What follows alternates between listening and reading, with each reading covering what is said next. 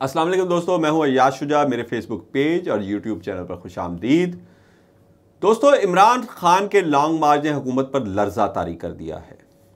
इमरान खान का लॉन्ग मार्च जैसे जैसे आगे बढ़ रहा है और हुकूमत को पता है कि जैसे ही खान फिट होगा वो इस लॉन्ग मार्च की खुद क़यादत करेगा, उनकी परेशानी बढ़ रही है। आर्मी चीफ की पोस्टिंग के हवाले से भी हुकूमत अब तक जितने ब्लंडर्स कर चुकी है वो भी इस परेशानी की एक वजह है। और जो लर्जा तारी हुआ है हुकूमत पर, उसको वो कैसे काउंटर करने की कोशिश कर रहे हैं वो भी आपको बताऊंगा।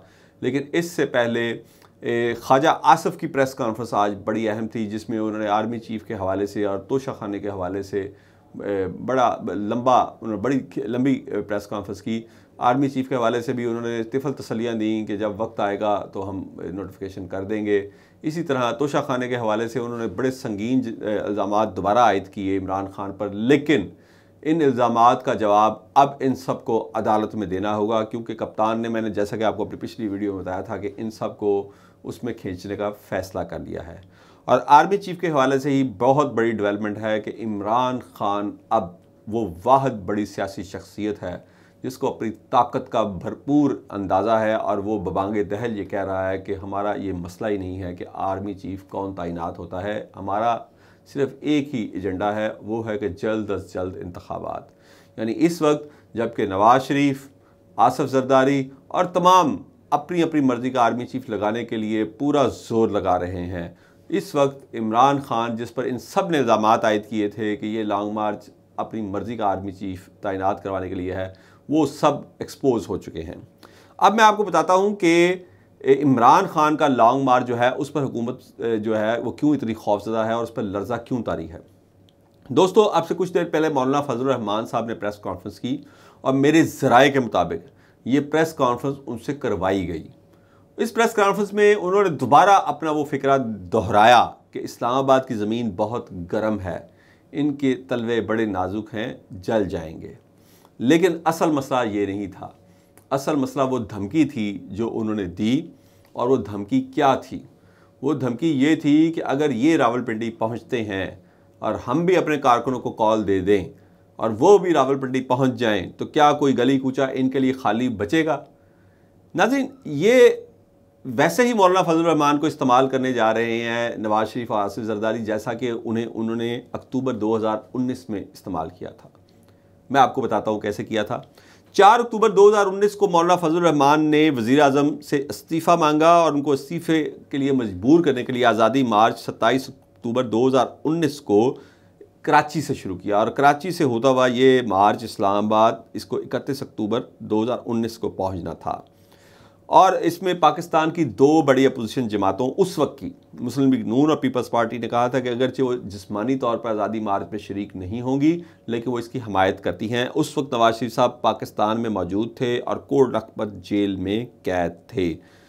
जो ख़बर देने वाले हैं उनका ये भी कहना था कि इस मार्च का सारा खर्चा भी इन 2 जमातों ने उठाया था। हुकूमत ने वज़ीर दिफ़ा, उस वक्त के वज़ीर दिफ़ा परवेज़ खटक की सरबराही में 7 रुकनी कमेटी बनाई थी मुज़ाकरात के लिए, जो उस वक्त के वज़ीर तालीम शफ़कत महमूद, वज़ीर मज़हबी अमूर नूरुल हक कादरी, सेनेट के चेयरमैन सादिक संजरानी, कौमी असम्बली के स्पीकर असद कैसर और पंजाब असम्बली के स्पीकर सूबाई असम्बली चौधरी परवेज़ आई पर मुश्तमिल थी।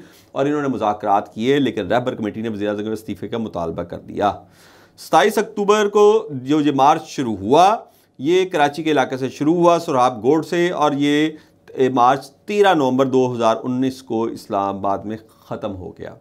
और इसे प्लान बी के तौर पर बड़ी सड़कों की नाकाबंदी में तब्दील किया गया था। नवाज शरीफ के इलाज के लिए 19 नवंबर 2019 को एयर एम्बुलेंस के ज़रिए बरतानिया जाने के बाद नाकाबंदी प्लान बी को भी ख़त्म कर दिया गया। इससे आप अंदाज़ा लगा सकते हैं कि मार्च का असल मकसद क्या था, और वो मकसद यही है कि मियां नवाज शरीफ को किसी तरह पाकिस्तान से बाहर भेजा जाए। इसके बाद आज़ादी मार्च के प्लान सी में बलूचिस्तान में अपोजिशन जमातों ने पाकिस्तान तहरीक इंसाफ की हुकूमत के खिलाफ पूरे खत्ते में रैलियाँ और एहतजाजी मुजाहरे किए थे। मार्च की नाकामी पर तज्जियाकारों की मुख्तलिफ आरा जो थी वो सामने आई थी। कुछ का कहना है कि ये इसलिए नाकाम हुआ क्योंकि उस वक्त फ़ौज हुकूमत की हमायत कर रही थी उस वक्त की, जबकि कुछ का कहना था कि अपोजिशन ख़ुद तकसीम हो गई थी क्योंकि 2 अहम अपोजिशन जमातें धरने के एहतजाज से दूर रहीं और उन्होंने सिर्फ इससे अपने मकासद हासिल किए, जिससे मौलाना फजल रहमान नाराज़ भी दिखाई दिए और उन्होंने कई प्रेस कॉन्फ्रेंसेस में भी अपने जारहाना रवैये का अपने इत्तेहादियों के साथ इजहार किया। इसके बाद पीपल्स पार्टी ने भी एक लॉन्ग मार्च किया था जो 27 फरवरी 2022 रोज़ इतवार सुबह 10 बजे कराची में मज़ार कायद से शुरू हुआ। 10 रोज़ में कराची से 34 मुख्तलिफ शहरों से होता हुआ इस्लामाबाद पहुंचा और वहां बिलावल भुट्टो और आसफा जरदारी ने तकरीर करके ये लॉन्ग मार्च ख़त्म कर दिया था।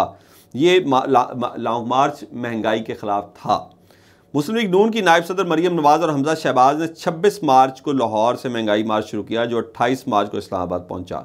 महंगाई मुकाओ मार्च के शुरा ने 26 मार्च को रात गुजरावाला में गुजारी, 27 मार्च को वो रात सराय आलमगीर में पहुंचे और 28 मार्च को रावलपिंडी पहुंचे और वहां रात गुजारने के बाद 28 मार्च को ही इस्लामाबाद पहुंचे और वहां पर एक जलसा किया, तकरीरें की और ये मार्च ख़त्म हो गया।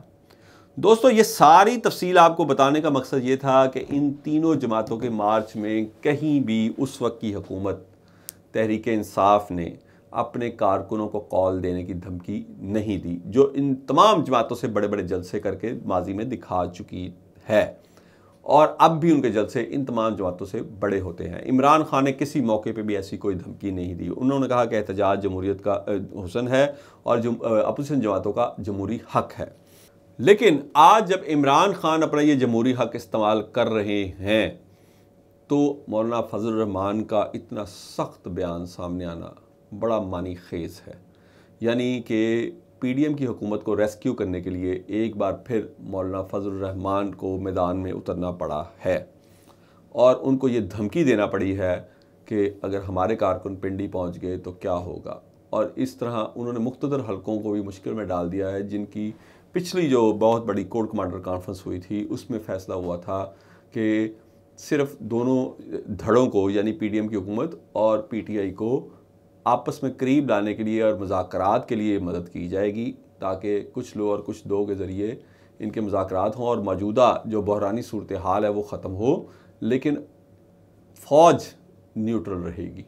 लेकिन ये उनको भी इस मामले में अब घसीटने की साजिश है कि जब वहाँ पर JUI फजल रहमान ग्रुप अपने कारकुन को कॉल देती है तो फिर अमन व अमान की ज़िम्मेदारी किसकी होगी। और ये कॉल रावलपिंडी पहुंचने की दी जाएगी क्योंकि रावलपिंडी पंजाब हुकूमत में आता है ताकि सारी की सारी ज़िम्मेदारी पंजाब हुकूमत पर आ जाए।